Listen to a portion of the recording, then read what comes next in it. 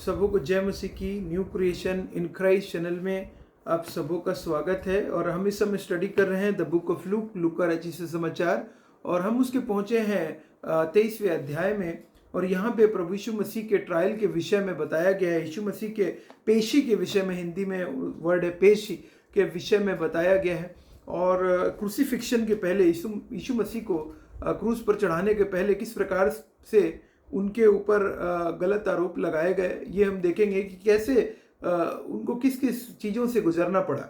मैं इसके पहले कि आपके सामने पढ़ूं, बीते वीडियो में हमने देखा था कि किस प्रकार से यीशु मसीह को जब गेत्सेमनी के बाग में पकड़ा गया, यीशु मसीह गेत्सेमनी के बाग में सारे चेले छोड़कर चले गए और गेत्सेमनी के बाग से यीशु मसीह को लाया गया महायाजक के घर में, और महायाजक के हन्ना के घर में लाया गया। महायाजक के घर के बाद जो दूसरा ट्रायल प्रभु यीशु मसीह का स्टार्ट हुआ, प्रारंभ हुआ, वो सनहेड्रिन के सामने हुआ, जिसको कि हम महासभा, और वो सुबह सुबह हुआ महासभा के सामने। तो दूसरी जो पेशी थी वो महासभा के सामने प्रभु यीशु मसीह ने जहाँ अपने आप को उनके सामने रिवील किया। जब उन्होंने बोला कि तू परमेश्वर का पुत्र है, तो यीशु मसीह ने कहा हाँ मैं हूँ।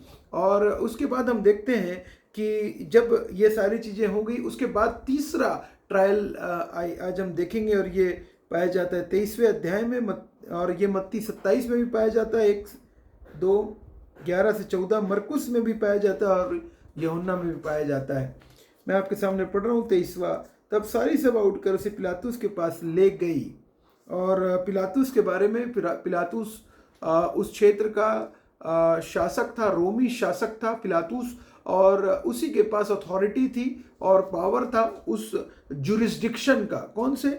यरूशलेम के जुरिस्डिक्शन का, जहाँ पे यीशु मसीह प्रेजेंट थे, उस एरिया का वो हेड था। और उसके बारे में पिलातुस जो था वो एक रोमी शासक था, और बहुत ही कठोर किस्म का वो रोमी शासक था।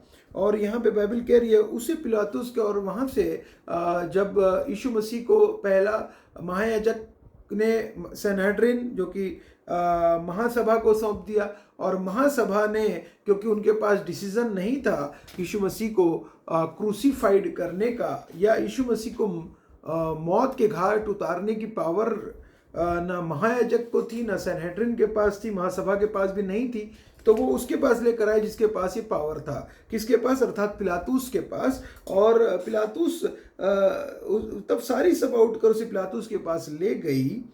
वे यह कहकर उस पर दोष लगाने लगे, और वो ट्रायल चालू हुआ, पेशी चालू हुई उस समय के पिलातुस के सामने, जो कि एक जज के रूप में, एक शासक के रूप में बैठता था अपनी गद्दी पर। हमने इस लोगों को, और लोगों ने ये लगाया, हमने इसे लोगों को बहकाते और कैसर को कर देने से मना करते और अपने आप को मसीह राजा कहते हुए सुना है। और यहाँ पे पहला कैसर को कर देने के विषय में मना करते। और यहाँ पे देखिए यीशु मसीह ने जब याद करिए कि कैसा पहला झूठ इन्होंने लगाया, कि यीशु मसीह ने कहा था कि पैसा रुपया दिया था, तो उसमें सिक्का में तस्वीर किसकी है? कैसर की है। तो यीशु मसीह ने कहा था कि कैसर का है वो कैसर को दो, परमेश्वर का उसको परमेश्वर को दो। और इन्होंने मनगढ़ंत आरोप लगाए। और पिलातुस ने उससे पूछा क्या तू यहूदियों को राजा? और दूसरा जो आरोप लगाया, अपने आप को मसीह के, और अपने आप को मसीह राजा कहते हुए सुना, अपने आप को मसीह कहते हुए सुना। ये तो सत्य था। और पिलातुस ने उससे पूछा क्या तू यहूदियों का राजा है? उसने उत्तर दिया तू आप ही कह रहा है। और यीशु मसीह तब पिलातुस के प्रधान याजकों और लोगों से कहा मैं इस मनुष्य में कोई दोष नहीं पाता। और जिस बड़े बड़े दोष को लेकर वो लोग लगा के यीशु मसीह के ऊपर बहुत सारे दोष लगा के हुए, और भी लगाए होंगे, बाइबल यहाँ पे बता रही है हमको। और वे भी और भी दृढ़ता से कहने लगे, गलील से लेकर यहाँ तक सारे यहूदियों में उपदेश दे देकर लोगों को भड़काता है, झूठे आरोप लगाएगा यीशु मसीह के ऊपर। यह सुनकर पिलातुस से पूछा क्या यह मनुष्य गलीली है? और जैसा कि हम जानते हैं कि यीशु मसीह गलील में जो एक प्रांत है, राज्य है। और याद रखिएगा, अगर महाराष्ट्र का मैटर है तो महाराष्ट्र के हाई कोर्ट में वो उसकी सुनवाई होगी। अगर छत्तीसगढ़ का केस है तो छत्तीसगढ़ के कोर्ट में उसकी सुनवाई होगी। ठीक उसी प्रकार से यरूशलेम का कोर्ट उसको डिसाइड करने के पूर्व जो गलील का कोर्ट है वो मैटर उसमें जाता, क्योंकि यीशु मसीह गलील में पले और बढ़े थे।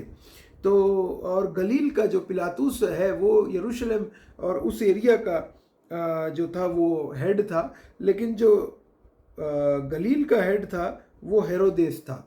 हेरोदेस गलील का हेड था, और वो भी उस समय, चूंकि ये टाइम जो था वो समय था, ये समय था विशेष रूप से फसह का पर्व मनाया जा रहा था, और सारे यहूदियों को फसह के पर्व में अपने अपने क्षेत्र से निकलकर यरूशलेम में आते थे, क्योंकि वहाँ पे परमेश्वर का भवन था, और परमेश्वर के भवन में वो लोग सेक्रीफाइस वहाँ पे चढ़ाते थे, और वो साल में उनको निश्चित था कि वो आएंगे उस फसह के पर्व में।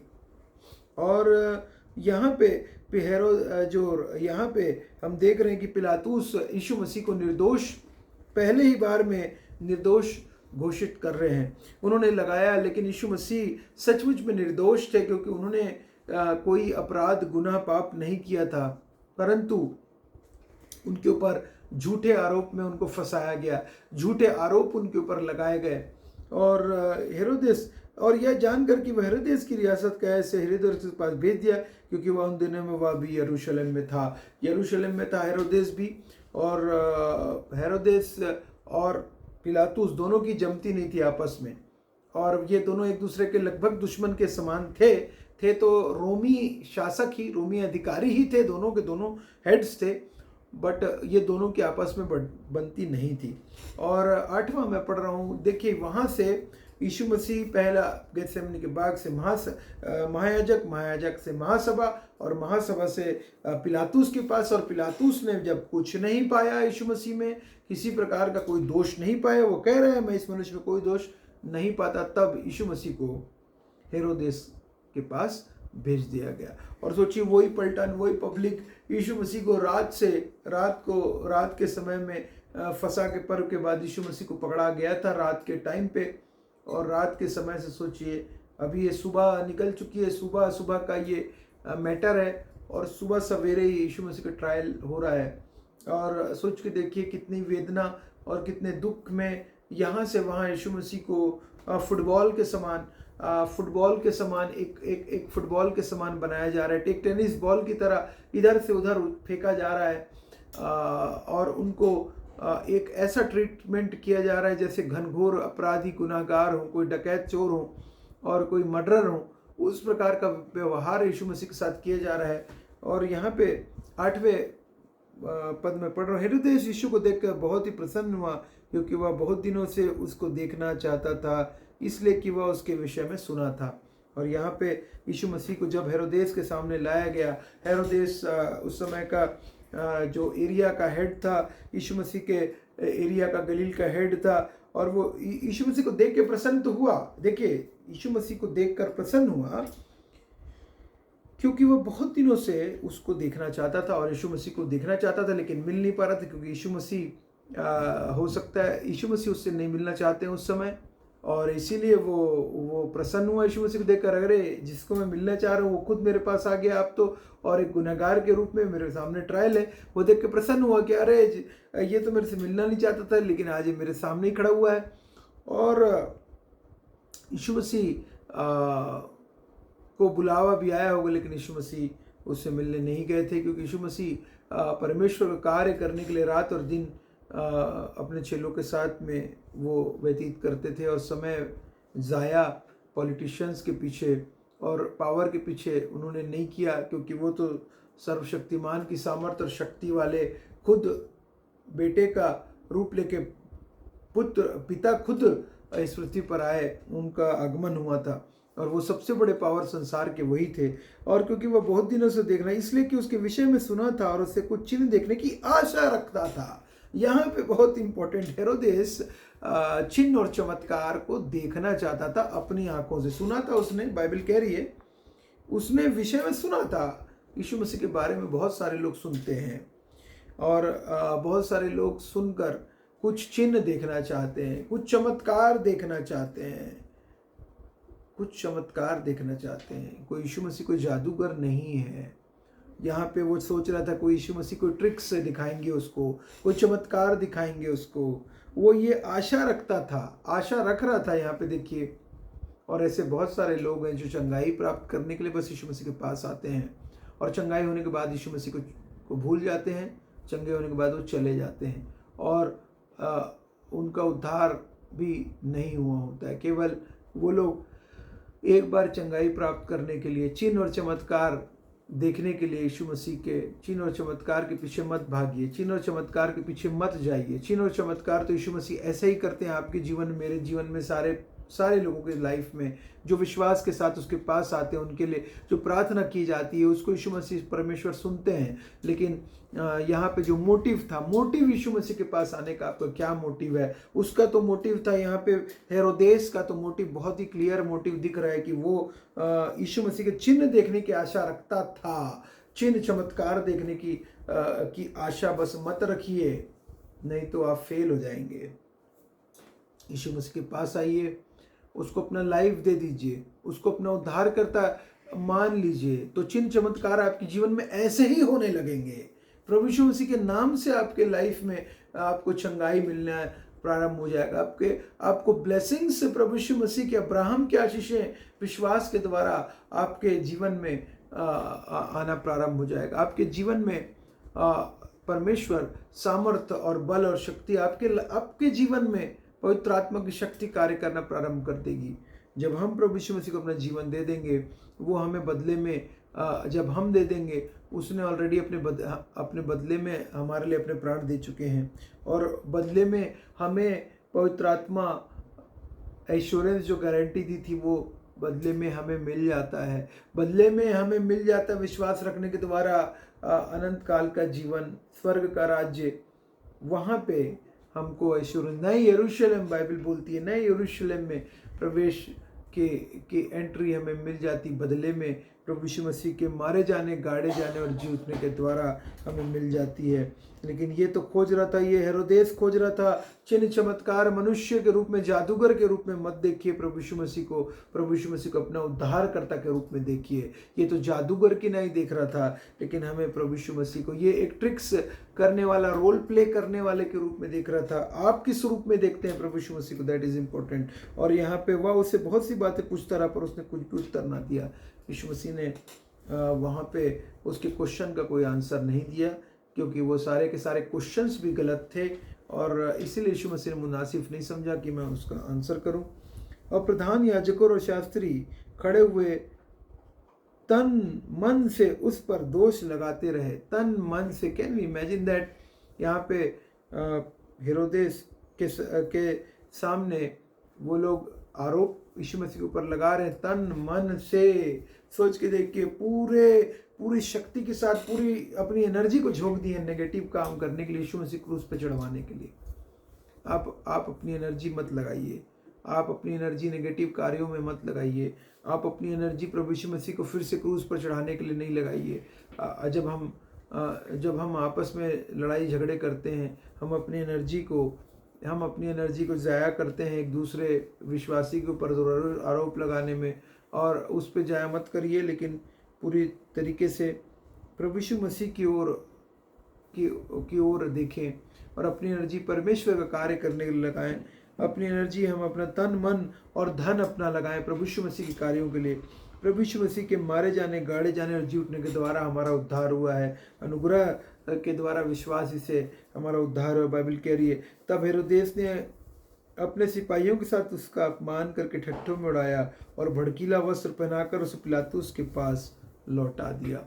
और बाइबल कह रही है यहाँ पे क्लियरली, हेरोदेस ने भी जब देखा कि उसमें कोई वो नहीं है, तो उसने भी यीशु मसीह को ठट्ठों में उड़ाया। उसने भी यीशु मसीह को मजाक में उड़ाया और मजाक में उड़ाकर यीशु मसीह को मजाक में उड़ाया, ठट्ठों में उड़ाया, भड़कीला वस्त्र पहनाकर उसे पिलातुस के पास लौटा लिया। भड़कीला वस्त्र पहनाया गया क्योंकि यीशु मसीह को वो लोग ने राजा बनाया, झूठा राजा बनाने की कोशिश करते हुए, मजाक बनाकर, ठट्ठों में उड़ाकर, हंसी के लिए जोक बना दिया। यीशु मसीह को जोक बना के उस हेरोदेस ने विन करना चाहा किनको, यहूदियों को, इजराइलियों को जीतने के लिए। जितने भी महासभा के सारे सनेट्रियंस के लीडर्स आए थे, उस सब लीडर्स को खुश करने के लिए उसने प्रभु यीशु मसीह के ऊपर इस प्रकार का मजाक बनाया, अपमान किया।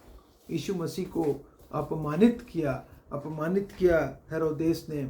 और अपमानित करने के बाद उसी दिन पिलातुस और हेरोदेस जब उसने वापस भेज दिया पिलातुस के पास न्याय करने के लिए। न्याय करने का हक तो हेरोदेस के पास था, लेकिन वो खुद भी, क्योंकि यीशु मसीह पापी नहीं थे, उसने ऐसा कुछ पाप देखा नहीं, और इसलिए उसने भी यीशु मसीह को पिलातुस के पास वापस भेज दिया, पायलट के पास वापस भेज दिया।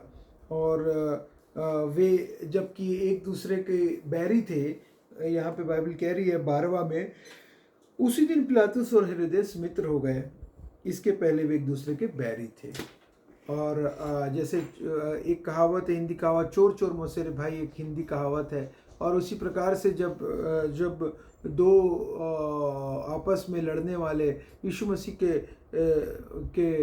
ट्रायल के समय में, यीशु मसीह के ट्रायल के समय में, पेशी के समय में वे दोनों एक हो गए। और आगे बाइबल बताती है कि फिर से यीशु मसीह पिलातुस के पास वापस भेज दिए गए। वापस सोचिए, फिर से हेरोदेस के पास से फिर से पिलातुस के पास प्रभु यीशु मसीह वापस यीशु मसीह को पिलातुस के पास भेज दिया गया।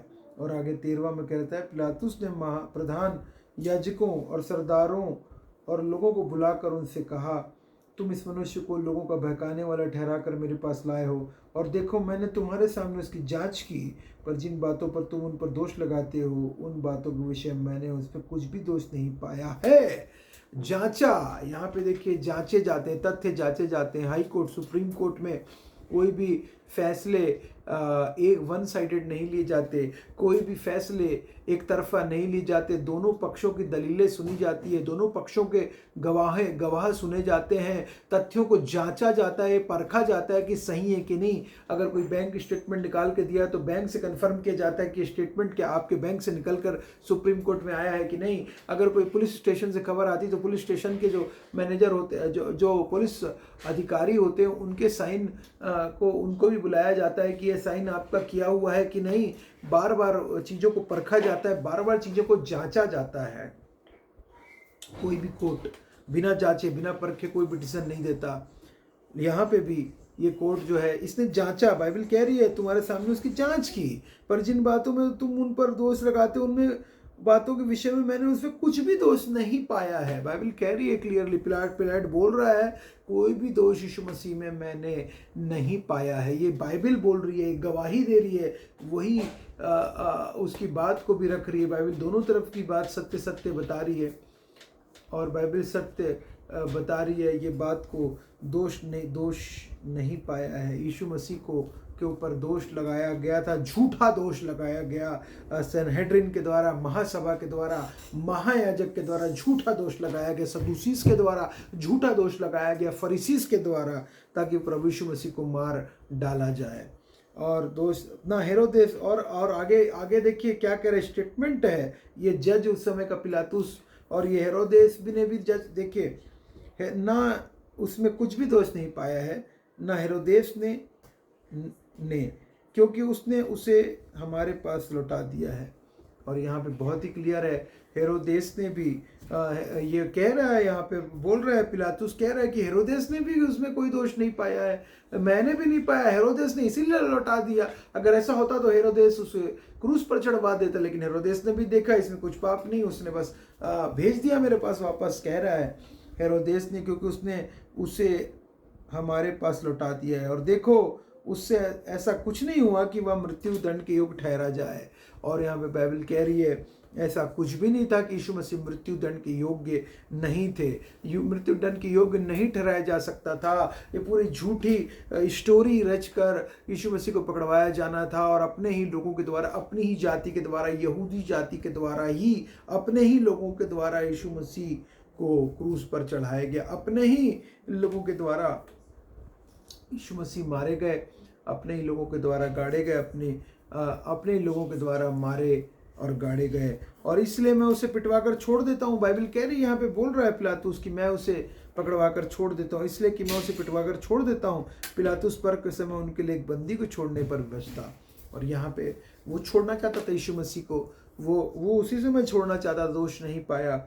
और लेकिन उस समय इसलिए कहता है कि मैं पिटवा कर छोड़ देता हूँ। पिटवा कर मतलब कोड़े लगाए जाते थे, और वो इनफ था उसके हिसाब से। उससे लगता था कि बस ये कर लूँगा तो इतने लोगों को खुश हो जाएंगे लोग। तो उसने तो कुछ भी नहीं किया था। यीशु मसीह तो दोषी थे ही नहीं। जो दोष, झूठा दोष लगाया गया था, उसे लग रहा था बस पिटवा के छोड़ दूँ तो उतने में लोग खुश हो जाएंगे। लेकिन यहाँ पे पिलातुस एक और इम्पोर्टेंट है, पर्व के समय हर साल की ये रीति थी कि कोई भी एक बंदी को उनके लिए इस फसह के पर्व के समय में छोड़ता था, और वो रोमी जो शासक था उसी के पास ये अधिकार थे कि किसको छोड़ना है।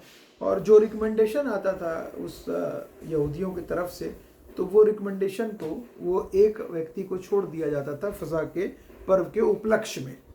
और तब सब मिलकर चिल्ला उठे, इसका काम तमाम करो और हमारे लिए बरअब्बा को छोड़ दे। और यहाँ पे सारे लोग इस समय यीशु मसीह को के लिए ये कह रहे हैं कि यीशु मसीह को मार डाला जाए। उसी यीशु मसीह को जिसके कुछ दिन पूर्व प्रभु यीशु मसीह जब यरूशलेम में प्रवेश किए तो पूरा का पूरा यरूशलेम चिल्ला रहा था, दाऊद की संतान को होशन्ना चिल्ला रहा था। आज वो चिल्ला रहे, काम तमाम करो, काम तमाम कर और हमारे लिए बरअब्बा को छोड़ दे। और चिल्ला रहे बरअब्बा को छोड़ दे, जो कि एक प्रिजनर था, एक कैदी था, जो कि दंड पा रहा था, मर्डर कर पा रहा था। और यहूदी और रोमी शासक अगेंस्ट के में वो एक क्रिमिनल था। बरअब्बा को छोड़ दे। और पब्लिक चाह रही थी कि बरअब्बा को छुड़ाना चाह रही थी, उस मर्डरर को, क्रिमिनल को छुड़ाना चाह रही थी। और क्रिमिनल के बदले में कौन मारा जा रहा था? निर्दोष प्रभु यीशु मसीह। उस क्रिमिनल के बदले, उस बरअब्बा के बदले। और यही बरअब्बा आप सोच के देखिए कि सारी मानव जाति यही बरअब्बा थी, क्योंकि सारे के सारे पापी, सारे के सारे मानव जाति और सारे के सारे मानव जाति के अंदर पाप, आदम और हवा का जो पाप था, जो कि फल खाने के द्वारा आया था, उसके द्वारा सारे पापी थे। और इसीलिए सबको रिपेंटेंस की आवश्यकता थी। और इसीलिए यीशु मसीह को इन सब के बदले में मारे जाने की आवश्यकता थी। और ये बरअब्बा रिप्रेजेंट कर रहा है ह्यूमैनिटी को। ये रिलेट कर रहा है ह्यूमैनिटी के साथ में और सिन के साथ में, सिन पाप के साथ में, क्योंकि ये ऑलरेडी एक कैदी था और एक क्रिमिनल था और एक मर्डरर था। ये डिनोट कर रहा है। और ये इसके बदले में यीशु मसीह एक्सचेंज में, आप सोच के देखिए, एक्सचेंज में मारा जा रहा है। और वो आज भी हम सबों के लिए ये इम्पोर्टेंट मैसेज है बाइबल का कि यीशु मसीह सारे पापियों के लिए, चाहे वो कितना भी घनघोर पापी हो, उसके लिए भी यीशु मसीह मरा है। और वो उसके बदले में भी मारा गया है जो अपराध और गुनाह के, चाहे वो कितने भी बड़े गैंगस्टर क्यों ना हो, वो कितने भी बड़े अपराधी और पापी और अंडरवर्ल्ड के क्यों ना हो, उन सब के लिए भी प्रभु यीशु मसीह मारे गए हैं। उन सब के लिए भी प्रभु यीशु मसीह ने अपने प्राणों को, उनके बदले में, हमारे सारे बदले में प्रभु यीशु मसीह ने प्राण को दिया है। और उसके बदले में इसका और पब्लिक कह रही, चिल्ला कर काम तमाम कर हमारे लिए बरअब्बा को छोड़ देवा, किसी बलवे के कारण जो नगर में हुआ था और हत्या के कारण बंदी गृह में डाला गया था, बाइबल बता रही है। और पर 20वां अध्याय पर पिलातुस ने यीशु को छोड़ने की इच्छा से लोगों को फिर समझाया। यहाँ पे देखिए, जज की कुछ चल नहीं रही है, और ये इस इतने बड़े अधिकारी की, रोमी शासक की नहीं चल रही है, क्योंकि लोगों का जो मॉब है उनको भड़का दिया गया है। और जो मॉब है और जो जनता है वो क्या चाहती? प्रभु यीशु मसीह क्रूस पर चढ़ा दे। जनता जो है उसको तो जो लोग भड़का देते हैं वो उसको लगता है कि सही है, वो उसके पीछे जनता की कोई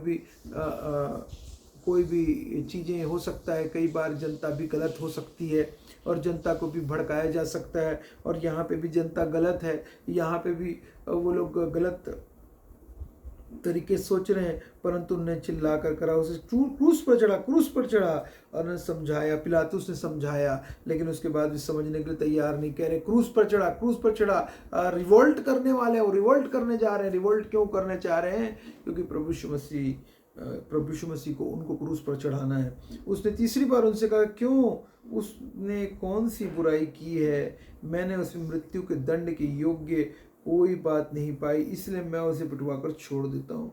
मृत्यु दंड के योग्य कोई भी साक्ष्य नहीं मिला, कोई भी प्रूफ नहीं मिला। सारे जांच परख के बाद भी, सब कुछ करने के बाद भी, there is absolutely nothing, no sin, कोई किसी प्रकार का अपराध, गुनाह, क्राइम यीशु मसीह ने नहीं किया था, पाया नहीं गया है। और ये कह रहे मैं छोड़ देता हूँ, परंतु वे चिल्ला कर पीछे पड़ गए कि वो क्रूस पर चढ़ा जाए, और उनका चिल्लाना प्रबल हुआ।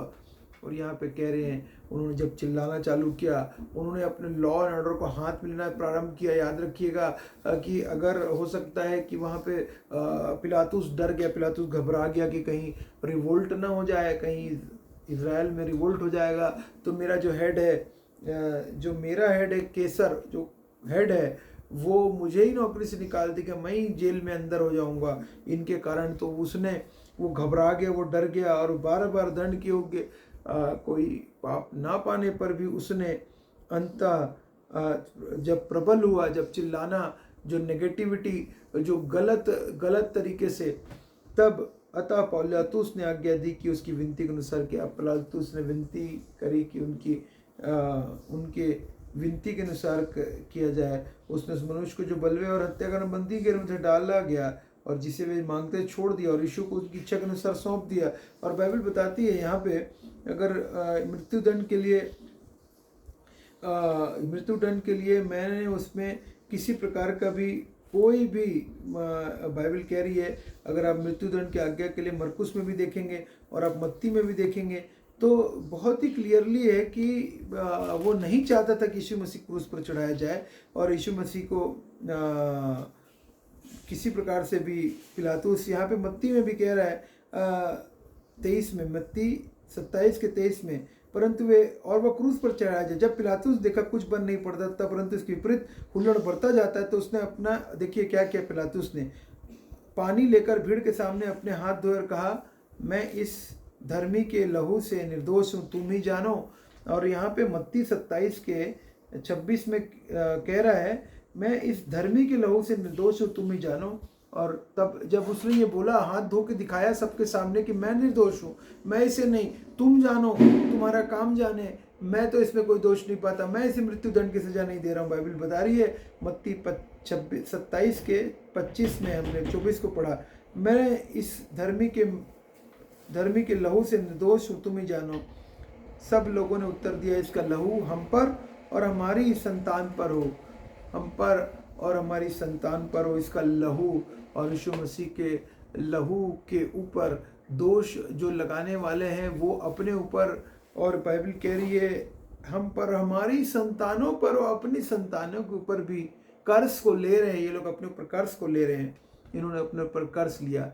यीशु मसीह के मृत्यु के मारे जाने के ऊपर उन्होंने बोला कि ठीक है पिलातुस, तू तो नहीं, तू तो तेरे ऊपर ना आए, हमारे ऊपर आए, हमारे बच्चों के ऊपर आए।